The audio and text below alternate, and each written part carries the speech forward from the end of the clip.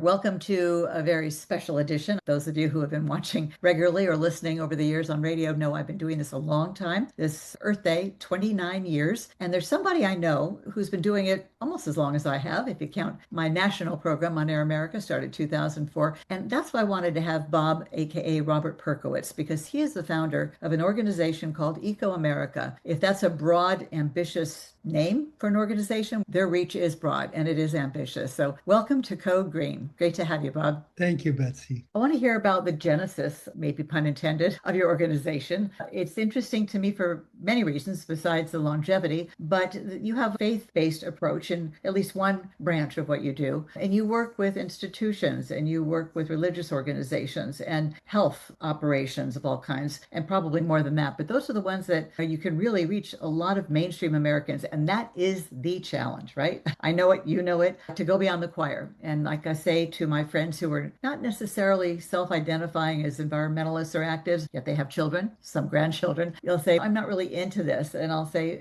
you're not supposed to be. You don't need to be to watch my show. In fact, I interview the environmental leaders, the climate activists, so you, mom, dad, grandparent, niece, uncle, aunt, can learn from the people who have so much knowledge and so much passion, so articulate. And Bob, you are one of them. So thanks for all you've done. Tell us what got you to start ecoAmerica and just give us a quicker summary, because it's many years there, of how it's grown, how it's changed, the good news and bad news about where we are today. I was on the board of the Sierra Club Foundation and on the board of Environmental Defense at the same time. So I got to see the movement, a comprehensive spectrum with grassroots activists and then with the grass tops. And I just thought nobody's trying to get the people in the middle. And to build the public support we needed for solutions, I thought we needed it to engage the movable middle. So we went to Stanford Research Institute and we asked them, said, how do you move society toward climate solutions? You give them some money and a year worth of your time. And they came back and they said, you don't want to start another environmental organization. You want to engage existing organizations that have scale, that have leverage. You can get one organization with millions of people and that have credibility and trust. And so that's what we did. And we picked the higher education sector to start off with. And we did every major program in climate and higher education between 2007 and 2015. Wow. And so you work with religious organizations, but educational institutions, and as well as health. And then what happened is that the MacArthur Foundation called us up one day and they said, you're doing people, we need to do people. Can you tell us what we're doing? We wrote them a paper about what we did, and they gave us a bunch of time and money to write a business plan for the foundation to address people in climate. And we did that. And then we decided that it was time to go do the health sector, the faith sector, and the community sector. We broadened out from higher education to those three sectors. That's impressive. Any day you get a call from the MacArthur Foundation wanting to work with you, you obviously had made a mark already at that point. And how have your operations grown? What have been your biggest challenges over these many years, successes, et cetera? The current version of ecoAmerica started around 2015, and we started signing up these large national organizations. When the first Trump administration was elected, there was a lot of panic in the environmental movement, and it really gave us a big jump start to build up the organization.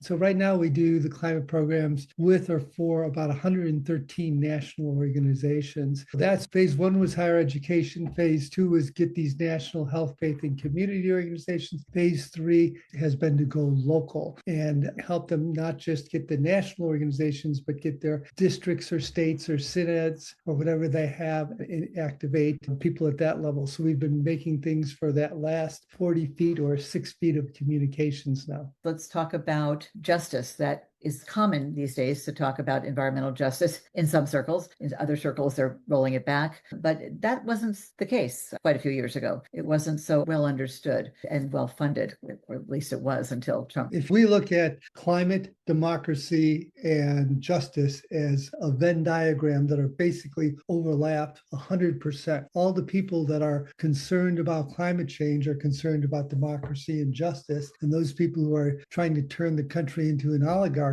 are the same people that are trying to reduce all the protections that we have for nature, for people, for the environment in general. Did you ever think that in 2026 we would not only have a second term of what I call deniasaur, science denier, science dunce? To what do you attribute it? I say we have an eco-literacy problem, even crisis in this country. And when people look at me funny, what do you mean? For the second time, half the country at least has voted for somebody who thinks, still proudly, loudly will say it's a hoax, the green scam, false. He doesn't say a Chinese hoax anymore because China's beaten our butt with their EV and solar production, manufacturing, and sales, but you get it. Yeah, I think that was not unreasonable to expect that Donald Trump was going to win again. A lot of people predicted that in his second election. I think what we didn't predict is that he's going to get the presidency, the House, the Senate, and the Supreme Court and completely neuter all of the checks and balances of government and use them, weaponize them to go attack things. Just 2 days ago, they announced that they're moving the U.S. Forestry Department from Washington, D.C. to Salt Lake City. And that's going to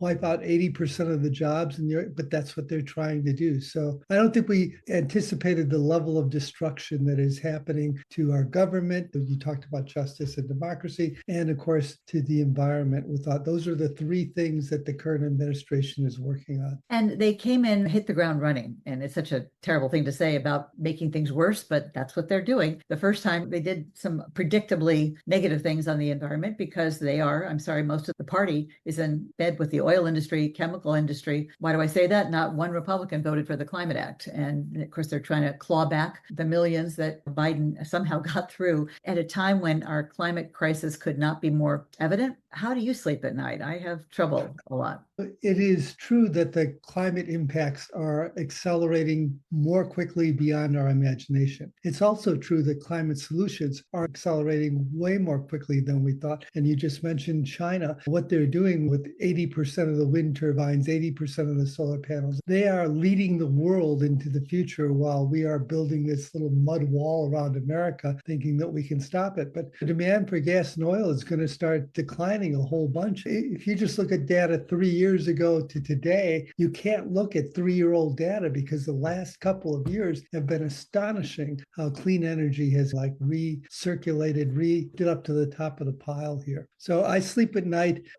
looking for bits of little information, like the fact that the current administration has its all-time lowest public approval rating right now. I think of it like many of us do because of our children and our grandchildren. And we do a lot of research, and we published a couple of reports with the American Psychological Association on mental health, climate change impact of mental health of children. And it turns out that if you want to protect your kids from that, what you have to do is make sure they have a strong, stable sense of self, sense of family, and then they can go out and deal with the uncertainties in the world. But if their home is uncertain, and then it creates a lot of emotional stress and problems for them. And one of the ironies, hypocrisies, tragedies that I don't hear anybody talk about is there's concern that the population growth is slowing in this country and elsewhere. And there was some talk in the Trump administration about giving a young woman $5,000 if she had a child. They're so concerned about that. And yet, if they took better care of our earth and protected children's health, whether it's from guns, I dread the day my granddaughter, who's 2 now, is going to have an active shooter drill. That is so unbelievable to me. And it's becoming norm. We have more than one mass shooting in America every day. They won't act on gun control. They won't act on climate. They're pretty weird on COVID. And by the way, there's an environmental component to pandemics, as I'm sure you know,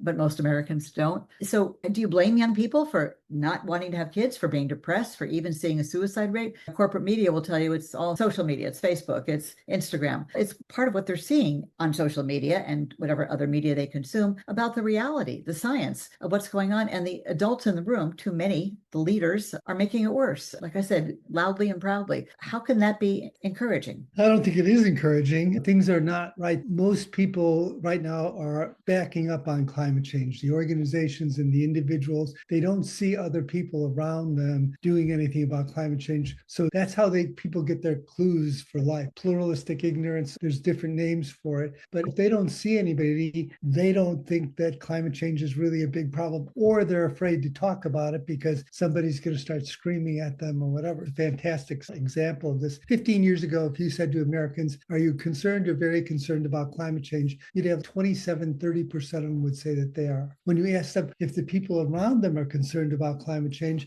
they would say 27-30% of them are. Today, when you ask those questions, are you worried about climate change? They're up to 70% plus of people that are concerned or very concerned. But when you ask them, are the people around you concerned? It's still only 30% because they don't know that your life and your passion and mine and pretty much everyone that we know just by looking at. So as we rebound from the disaster and try to repair all the damage that's being done right now, we have to work on something called climate visibility and let people know that they're not isolated out there trying to do something that society doesn't care about. Society is cheering them on. And the research that Covering Climate Now either did or reported that it was globally, I think it was 89% of global citizens, Earthlings, are appropriately concerned about climate change, but they don't, like you said, know that other people are. And again, if you don't see it on the nightly news, and you won't, that's my area of obsession, and you don't see enough solar panels on your neighbor's roofs, and you don't hear them talking about it every day or at Thanksgiving, you're going to think either it must not be that bad or I must be strange to be so concerned. I'm not going to talk about it because it's politically incorrect. And by the way, one party made it a political issue.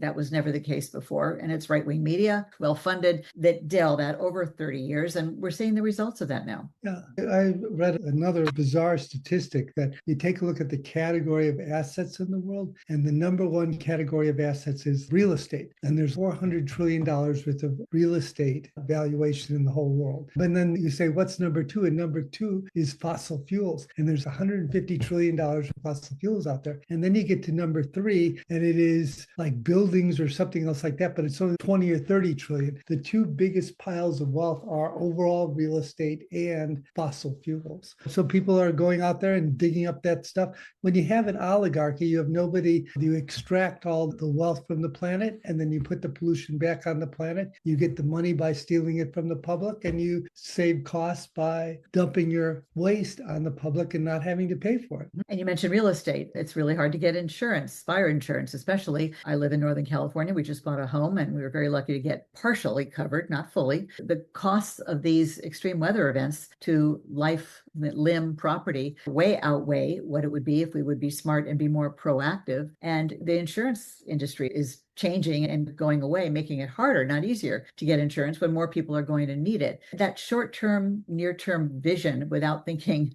3 steps down, even oversimplification of these things. Oh, it's too expensive to deal with it. Of course, many of us for decades have been saying it's too expensive to not deal with it. And we're seeing that now play out. I have a bunch of friends in Florida, but I have one that has a home down there. He was paying $3,000 a year for insurance 5 years ago. And right now he's paying $13,000 a year where the property values went up a little bit, but they didn't go up 5 times. And I think the canary in the coal mine that's going to really start freaking people out is going to be the insurance things, because where you live, I have a home in Asheville. We had Helene there. I go to Vermont a lot. The roads are washed out maybe 3 times in the past 5 years. It's all over the place. And insurance is where people that aren't paying attention are going to have to pay attention. Not to mention the ocean real estate, coral reefs dying off. Irretrievably, irreversibly, they're saying now. And that's another big problem related to our emissions. One of the things that's interesting, though, is that the world is going to adjust to climate change in certain ways. All the coral might not die. There might be a different kind of coral there. Where you live, all the trees might not die. There might be some that are species that are favored that move farther north or whatever. But nature has always adjusted, thriving nature, biodiversity, and it's going to keep on thriving. We just don't know what it's going to look at, and we're very insecure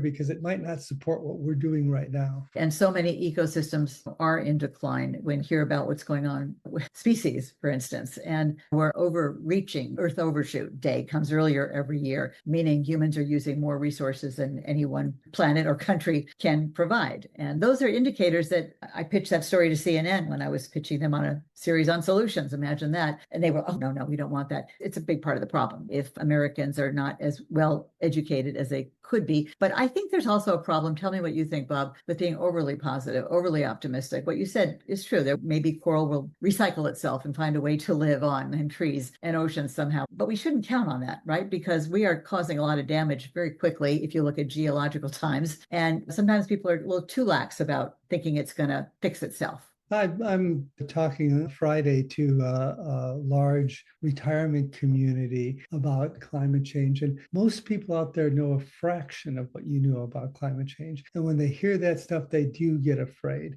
And so you have to introduce it with the positive, or just make it non-controversial. Because we do the work with a lot of big organizations like the Methodist Church in America, they have people on the hard left and on the hard right within that denomination. And when they pass out stuff from the denomination on climate change, it has to appeal to both. Scary strategy works with a bunch of people, probably 15% of America, but we're not monolithic and we need different strategies to talk to different groups. We have the solutions. You know right now that we can make all the batteries, all the solar panels, all of the EVs, all of the wind turbines. We can make them faster, far less expensive than you can get them, so that we have the solutions at hand. But we have in the movement, we've got a bunch of people who have built those solutions, who have made what we have right now possible over the past 20 years, but they're still there and they're working on methane. What we have is the underlying conditions right now, the social conditions. We have to move people into caring about climate change, because we're not going to beat the oil companies on money. They're making $1 billion a day in profit. The only way we're going to do them is with people power, like what's happening in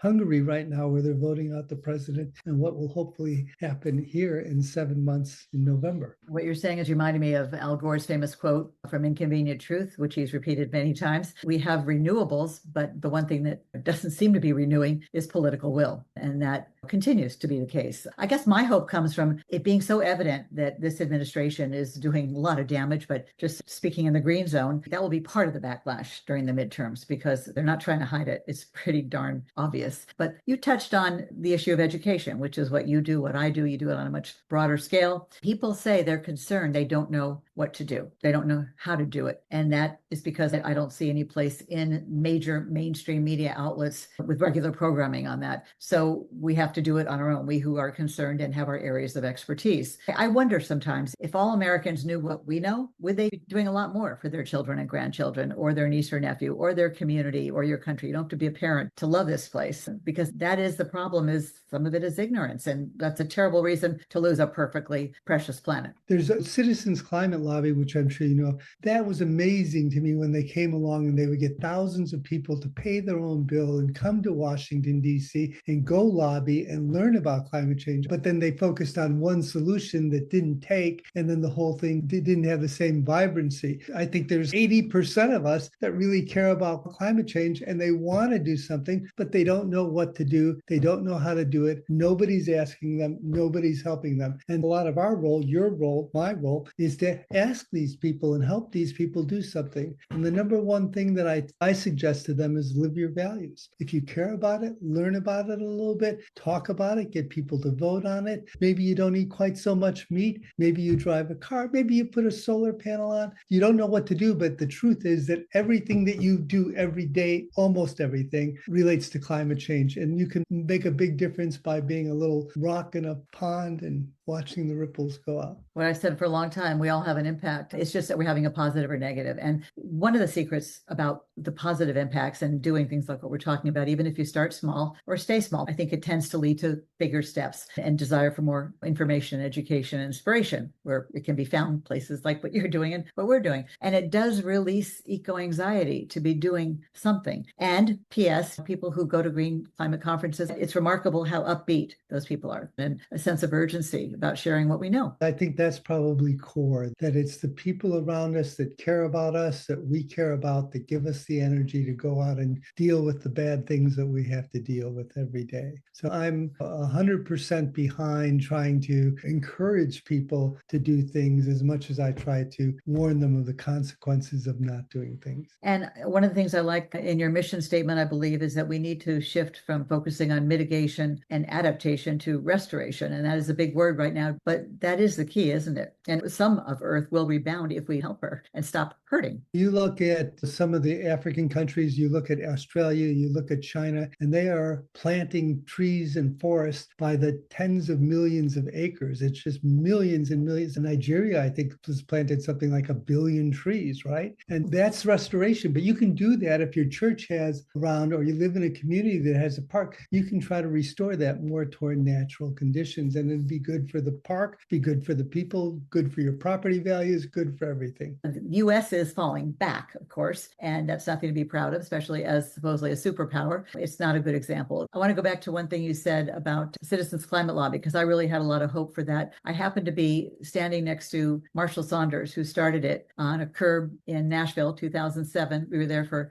Al Gore's update of his slides, and he asked me what I thought of this idea he had. I encouraged him. I agree with you. It is so encouraging to see people from all over America on their own time and dime going to DC to just talk to their representatives on both sides of the aisle. And that was effective, more so with some than others. But I think you were talking about the carbon tax. That was the idea that turned people off, because that is one of the most logical things that we could have done that would make so much sense. I think that anybody that's educated in the social sciences and economics would tell you that there's nothing that would be more efficient and more effective than a good carbon tax. But the second thing, that besides having that solution, is it has to be implementable. And when you go out and somebody says carbon tax, there's nobody out there that wants to pay more taxes. By framing it as a particular policy as opposed to a principle that people should pay for pollution that they cause, they should pay for the damage that they cause. That's the principle, and you'll get 80% of people to agree to it. If you go out to them and you say, hey, I'm going to have a carbon tax, I'm not making ends meet, it's hurting them instead of helping it. And it becomes their problem instead of the industry's problem. So you got to flip it back to its source, not have consumers pay a climate tax. You have to have the people that are causing the pollution pay the tax. And then it's a win-win instead of a kind of a win-lose. So where are we with that? Because that is another one of those very logical things that could make a huge difference, not just token. Trying to get this country in the foreseeable future to pass a carbon tax, there's a whole lot more effective, faster, easier ways than doing it.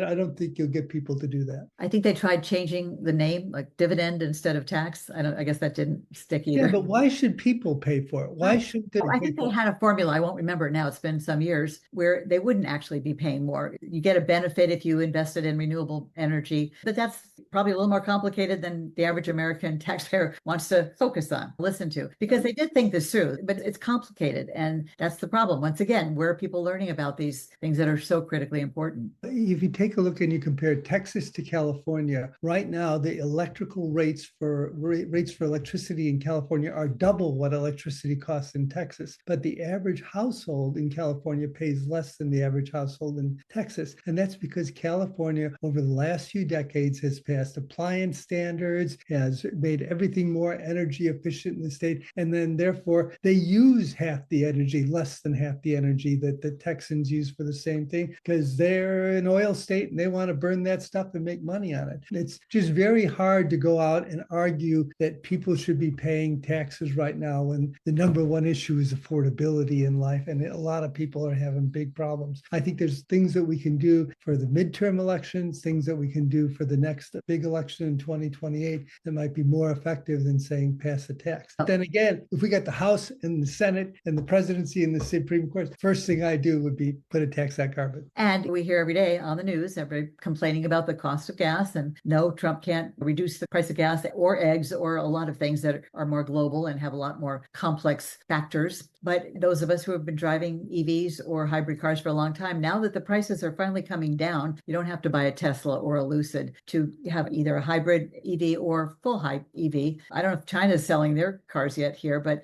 they're selling them for the equivalent of $8,000. So price shouldn't be such a barrier. Of course, it never should have been, but it was because it was a new product. But now it's not so new. Let's hope that this shock at the pump, and it's $6 a gallon on average here in Northern California. And you do see more EVs here, but for lots of reasons. I'd like to think we're a little more eco-educated. But are you hopeful that will catch on? Like some of the bad news will be recycled into good news? We talk about tipping points a lot. Has the Earth tipped on your planetary boundaries and stuff? Have we tipped? Can we go back or not? I think we have clearly tipped on all the climate solutions. Forget about the problems for a minute. If this was 5 years ago, we had another 5 or 10 years, we might win this. But right now, the problems are accelerating. but we have everything. We have mitigation, adaptation, restoration. We have all the solutions at hand. They cost less money. They're faster to implement. We just cannot, with an oligarchy, autocracy, whatever you want to call it. Oligarchy. Yeah, that's the problem we have. It's the underlying political system right now. And if you want to solve climate change, you're going to go right where we started this conversation. You're going to think a little bit about justice and democracy, because if we have a powerful democracy, people are not going to vote to poison themselves and destroy everything around them. And I'll close with a comment I'll never forget from some 20 some odd years ago when I was doing my show on ecoAmerica. Really, it's a question of how do we love our kids, country, and planet? And as a grandmother, and I know you've got 5 grandchildren, lucky you, we love them so much, there's no words. And I think every parent and grandparent, at the very least, should be joining us to save ourselves and give them a future that they can, if not thrive on, survive on, and not just keep piling more dirt on, because it's hard enough what we're trying to undo 10, 20 years. If we don't do all the things we're talking about, it's frightening. Let me do my close by thanking you for all your years of doing what you're trying to do to move society toward climate solutions. Even if just 20% of us were like you and getting out there and doing their part, we'd probably be a lot farther along. We do have to go shift from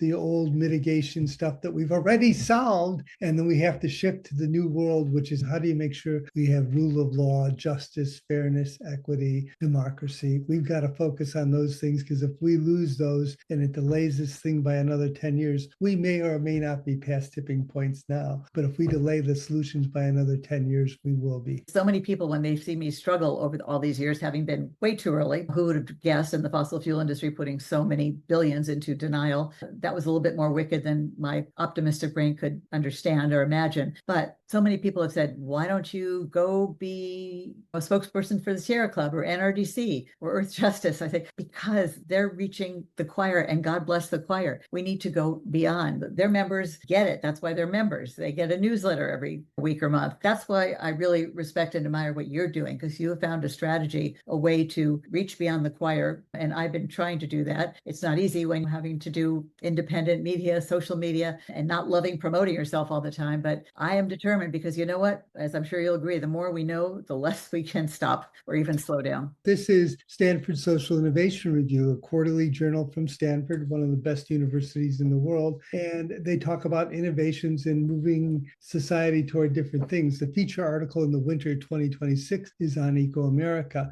and the way that we do it. And by the way, having a couple of guys spend a year and a half studying your organization, I learned a lot just from going through it. But we all can make a difference with all these different things that we've talked about. We just think we can. And we got to get beyond that. I'm going to encourage people to check out ecoAmerica, and also tell everybody you know about Code Green, conversations for a future we want and our kids deserve. Please go subscribe on YouTube to @Betsy Rosenberg Interviews, and then go to codegreenmedia.com, and you will be able to sign up for the email that goes along with the videos that I do weekly. It will explain who I'm interviewing. So thank you for explaining what you're doing in the world. Bob, let's stay in touch, because together we might just turn things around. It's going to be exciting next few years. Thank you so much, Betsy. Okay, keep up the great work.